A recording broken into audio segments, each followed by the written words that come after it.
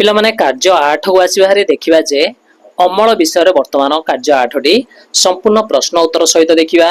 ତାପରେ ଆସିଯିବା ବହି ଭିତରକୁ। ତ ପିଲାମାନେ ସେ କହୁଛି ବ୍ୟବହାର ପାଇଁ ଉପଯୋଗୀ ହେବା ପରେ ତୁମେ ଉତ୍ପାଦିତ ଫସଲ ଯୋଉଟା କି ଅମଳ କରିବ। ଚିତ୍ର 1.5 ରେ ଏଠି ଦେଖି ପାଉଛ ନା, ପରିଶ୍ରମର ଉତ୍ପାଦକୁ ଆମେ ଉପଭୋଗ କରିବା ଯୋଉଟା କି ଆମର ଅମଳ ଆକାରରେ ଆମେ ପାଇବା। ବିଭିନ୍ନ ପ୍ରକାର ପନିପରିବା ଫୁଲ ଫଳ ଆମେ ବିଭିନ୍ନ ପ୍ରକାର ଯୋଉଟା କି ଚାରା ଆମେ ଲଗେଇଥିବା।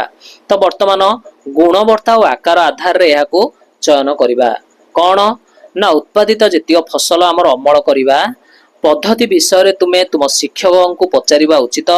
ଉଦାହରଣ ଯେପରି ଆମେ କହିବା ବନ୍ଧାକୋବି ଏବଂ ପାଳଙ୍ଗ ଶାଗ ପରି ପତ୍ରଯୁକ୍ତ ସବୁଜ ପନିପରିବା ପାଇଁ ବାହ୍ୟ ପତ୍ର ଅମଳ କରିବା ସହିତ ଭିତର ପତ୍ରକୁ ବଢିବାରେ ଜାରି ରଖିବାକୁ ହେବା ପାଇଁ ବିଭିନ୍ନ ପଦ୍ଧତି ଆମେ ବ୍ୟବହାର କରିପାରିବା।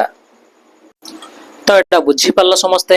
ବନ୍ଧାକୋବି କିମ୍ବା ପାଳଙ୍ଗ ଶାଗ ଆମେ ବିଭିନ୍ନ ପ୍ରକାର ଯୋଉ ପରିବା ଆମେ ଲଗେଇବା ସେଗୁଡିକ କିପରି ଭଲ ଭାବରେ ବୃଦ୍ଧି ହେବେ, ତାଙ୍କର ପତ୍ର ଗୁଡିକ ବାହ୍ୟ ଅନ୍ତ ବା ଭିତର ପତ୍ର ବା ଆମେ ଅମଳ କରିବା ସମୟରେ ସେଗୁଡିକ କିପରି ଆମେ ଗୁଣବତ୍ତା ଅମଳ କରିପାରିବା ସେ ବିଷୟରେ ଆମକୁ ଧ୍ୟାନ ରଖିବାକୁ ପଡିବ। ମୂଳ ଜାତୀୟ ପନିପରିବା ପାଇଁ ଯେପରିକି ଗାଜର ହେଇପାରେ, ମୂଳା ହେଇପାରେ, ସେ ଗଛ ଗୁଡିକର ପିଲାମାନେ ମୂଳ ଭାଗରେ ଥିବା ମାଟିକୁ ଧୀରେ ଧୀରେ ହାଲକା କରି ହାତରେ କିମ୍ବା କୋଡି ସାହାଯ୍ୟରେ ଉପାଡ଼ିବା ଆବଶ୍ୟକ। ବୁଝିପାରିଲ ନା? ତ ଆମର ମୂଳା, ଗାଜର, ବିଟ୍, ରୁଟ୍ ଯେପରିକି ଆମର ବିଭିନ୍ନ ପ୍ରକାର ମୂଳ ଜାତୀୟ ପନିପରିବା ଗୁଡିକ ଅଛି, ମନେ ରଖିବ ସେଗୁଡିକୁ ଆମେ କଣ କରିବା, ତାଙ୍କର ମାଟି ଯୋଉ ଅଛି ମୂଳ ଉପରେ ପିଲାମାନେ ଧୀରେ ଧୀରେ ହାଲକା କରି ସେମାନଙ୍କୁ ବିଭିନ୍ନ କୋଡି ସାହାଯ୍ୟରେ କିମ୍ବା ଯନ୍ତ୍ରାଂଶ ସାହାଯ୍ୟରେ ଆମକୁ ହାଲକା କରିବାକୁ ପଡିବ। ବିଲାତି ବାଇଗଣ, ବାଇଗଣ, ଲଙ୍କା ମରିଚ ଆଦି ଛୋଟ ଛୋଟ ଡେମ୍ଫ ଥାଇ ତୋଳିବା। ବୁଝିପାରିଲ? ଛୋଟ ଡେମ୍ଫରେ ଆମେ ସେମାନଙ୍କୁ ତୋଳିବାକୁ ପଡିବ। ଚିତ୍ର ଦେଇଦେଇଛି ଯେପରିକି 1.6 ରେ। ସବୁ ଯାକ ଗୁଣବତ୍ତା ବଜାୟ ରଖିବାକୁ ସୁନିଶ୍ଚିତ କରିବା ପାଇଁ କୌଣସି ଆବର୍ଜନା, ବାହ୍ୟ ପଦାର୍ଥ କିମ୍ବା ନଷ୍ଟ ହୋଇଥିବା ଉତ୍ପାଦ ହଟାଇ ଦେବା। ତ ମନେ ରଖିବ ଯେକୌଣସି ଆମେ ଯଦି ଭଲ ଆଦାୟ କରିବା ବା ଅମଳ କରିବାକୁ ଚାହିଁବା ପିଲାମାନେ, ତ ମନେ ରଖିବା ପାଇଁ ପଡିବ କୌଣସି ମଧ୍ୟ ଆବର୍ଜନା ବା ବିଭିନ୍ନ ପ୍ରକାର ବାହ୍ୟ ପଦାର୍ଥ ଗୁଡିକ ଯେପରି ନଷ୍ଟ ଉତ୍ପାଦ ନିଶ୍ଚିତ ନ ରହେ ଆମ ପନିପରିବା ଚାଷରେ। ତ ଏଥିପ୍ରତି ଆମେ ଧ୍ୟାନ ଦେବା ଉଚିତ।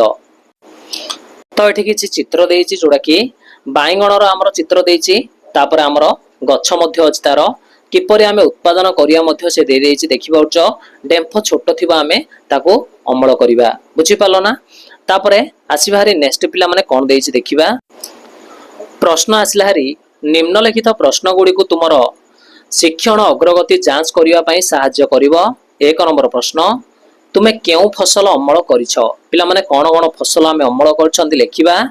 2 ନମ୍ବର ଆସିବ ହାରି ତୁମେ କେମିତି ଜାଣିଲ ଯେ ସେଗୁଡିକ ଅମଳ ପାଇଁ ପ୍ରସ୍ତୁତ ଅଟନ୍ତି? ଏଟା ମଧ୍ୟ ଲେଖିବା। 3 ନମ୍ବର ଆସିଲା ହାରି ଅମଳ କରିବା ପାଇଁ ତୁମେ କେଉଁ ଉପକରଣ ବ୍ୟବହାର କଲ? ତ ପିଲାମାନେ ଯେତେଟା କ୍ୱେଶ୍ଚିନ୍ ଆସିବ ତାର ଉତ୍ତର ସହିତ ନେଇ ଆସିଛି। ବର୍ତ୍ତମାନ ଆସିବା ହାରି ଉତ୍ତର ଗୋଟେ ଗୋଟେ ଦେଖିବା। ତ ପିଲାମାନେ 1 ନମ୍ବରର ଉତ୍ତର ଆସିଲା ହାରି ପିଲାମାନେ ଅମଳ କରିଥିବା ଫସଲର ନାମ ହେଉଛି ବାଇଗଣ, ପାଳଙ୍ଗ ଶାଗ ଆଉ ଟମାଟୋ, ଯୋଉଟା କି ବିଲାତି ବାଇଗଣ ବୋଲି କହିପାରିବା। 2 ନମ୍ବର ଥିଲା ତୁମେ କେମିତି ଜାଣିଲ ଯେ ସେଗୁଡିକ ଅମଳ ପାଇଁ ପ୍ରସ୍ତୁତ? ତ ପରିବା ଆକାର ଏବଂ ରଙ୍ଗ ସମ୍ପୂର୍ଣ୍ଣ ଭାବେ ବିକଶିତ ହୋଇଯିବ। ପାଳଙ୍ଗ ଯଦି ଶାଗ ହେଇଥିବ ତାର ବାହ୍ୟ ପତ୍ର ଗୁଡିକ ବଡ ଆଉ ସବୁଜ ଦେଖିବ। ଟମାଟୋ ଯଦି ହେଇଯିବ ସେଗୁଡିକ ଲାଲ ବା ପାଚିଲା ରଙ୍ଗ ଧାରଣ କରିବ। ତ ଆମେ ଜାଣିପାରିବା ଯେ ସମସ୍ତ କାରଣରୁ ଆମର ଫସଲଟି ଅମଳ କରିବାରେ ସକ୍ଷମ ବୋଲି ଆମେ କହିପାରିବା। 3 ନମ୍ବର ପ୍ରଶ୍ନ ଆସିଲା ଅମଳ କରିବା ପାଇଁ ତୁମେ କେଉଁ ଉପକରଣ ବ୍ୟବହାର କରିଥିଲ? ତ ପିଲାମାନେ କଇଁଚି ହେଇପାରେ କିମ୍ବା ଖୁପୁରି ହେଇପାରେ, ଯୋଉଟା ଛୋଟ କୋଡି ମଧ୍ୟ କହିପାରିବ, ଯୋଉଟା କି ମୂଳ ଜାତୀୟ ଗଛ ଆମକୁ କଣ କରିବା ପାଇଁ ନା ଉପକରଣ ଦରକାର ଯୋଉଟା କି ଅମଳ କରିବା ପାଇଁ।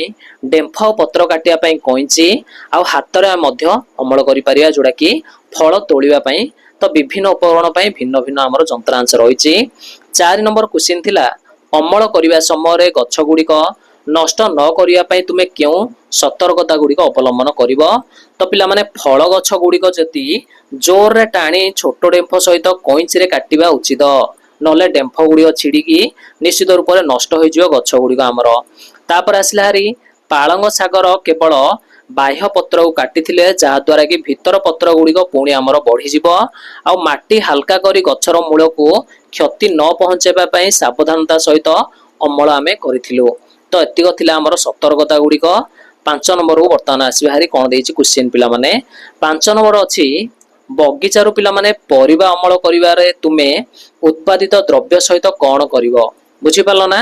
ତ ଭଲ ଭାବରେ ସଫା କରି ପାଣିରେ ପରିଷ୍କାର କରିଦେବା ପ୍ରଥମେ, ତାପରେ ଘରେ ନିଜ ପରିବା ସହିତ ବା ପରିବାର ସହିତ ସେଗୁଡ଼ିକୁ ଆମେ କଣ କରିବା, ବିଭିନ୍ନ ଖାଦ୍ୟରେ ଆମେ ସାମଗ୍ରୀ ଗୁଡ଼ିକ ରୋଷେଇ କରି ଖାଇପାରିବା।